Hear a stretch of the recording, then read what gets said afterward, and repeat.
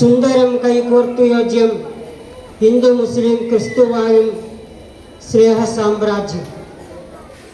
നമ്മുടെ നാട് മതേതരത്വത്തിൻ്റെ നാടാണ്.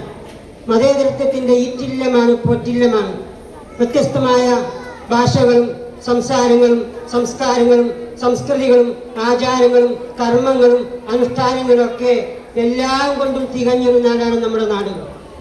വത്തിക്കാനിൽ എത്തി നോക്കിയാൽ കാണാത്ത, സൗദിയിൽ സഞ്ചരിച്ചാൽ കാണാത്ത, പാകിസ്ഥാനിൽ പോയാൽ കാണാത്ത വ്യത്യസ്തമായ ധാരാളം വ്യത്യസ്തതകളും നാനാത്വവും ബഹുത്വവും ബഹുസ്വരതയും വൈവിധ്യവും വൈജാത്യവും ഡൈവേഴ്സിറ്റിയും പ്ലൂരാലിറ്റിയും വൈചിത്ര്യവും വൈഭിന്യവും നിറഞ്ഞ നാടാണ് നമ്മുടെ പ്രിയപ്പെട്ട നാട്. ഒരു ഭാഷയല്ല, വ്യത്യസ്തമായ ഭാഷകളുണ്ട്. വ്യത്യസ്തമായ ഭാഷകളുള്ളത് കൊണ്ട് വ്യത്യസ്തമായ സംസാരങ്ങളുമുണ്ട്.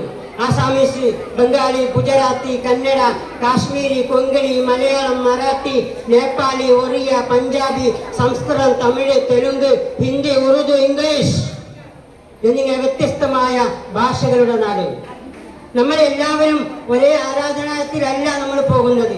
ആരാധനാലയങ്ങൾ വ്യത്യസ്തമാണ്, അവരുടെ ദേശം വ്യത്യസ്തമാണ്. ആരാധനാലയങ്ങളും ഭക്ഷണ രീതികളും വ്യത്യസ്തമാണ്, സംസാരം വ്യത്യസ്തമാണ്.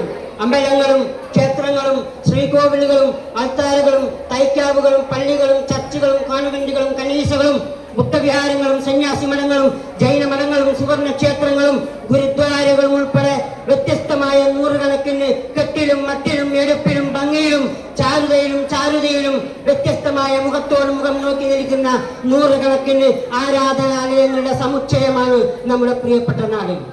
ഈ നാട്ടില് ഹിന്ദുവും മുസ്ലിമും ക്രിസ്ത്യനും എല്ലാവരും പരസ്പരം തോളോട് തോൾ ചേർന്ന് ജീവിക്കുന്നവരാണ്. നമ്മുടെ നാട്, നമ്മുടെ സംസ്ഥാനങ്ങൾ തമ്മിൽ അതിർത്തിയിട്ടിരിക്കുന്നത് കരിങ്കല്ല് കൊണ്ടല്ല, ചെങ്കല്ല് കൊണ്ടല്ല, സിമന്റ് കട്ടയല്ല, ചുടുകട്ടയല്ല, ഇഷ്ടികയല്ല,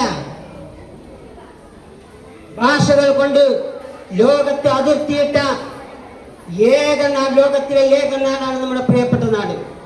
എല്ലാവരും നമ്മുടെ നാടിന് വേണ്ടി ഒരുമിച്ച് പരസ്പരം സ്നേഹത്തോടെ, അഹന്തയില്ലാതെ, അസൂയയില്ലാതെ പരസ്പരം സ്നേഹിച്ച് സഹകരിച്ച് ഒന്നിച്ച് ഒരുമയോടുകൂടി മുന്നോട്ട് പോകണം. ഇന്ത്യ എന്റെ ജന്മരാജ്യം, സുന്ദരം കൈകോർത്തു യോജ്യം ഹിന്ദു മുസ്ലിം ക്രിസ്തുവായും സ്നേഹ സാമ്രാജ്യം.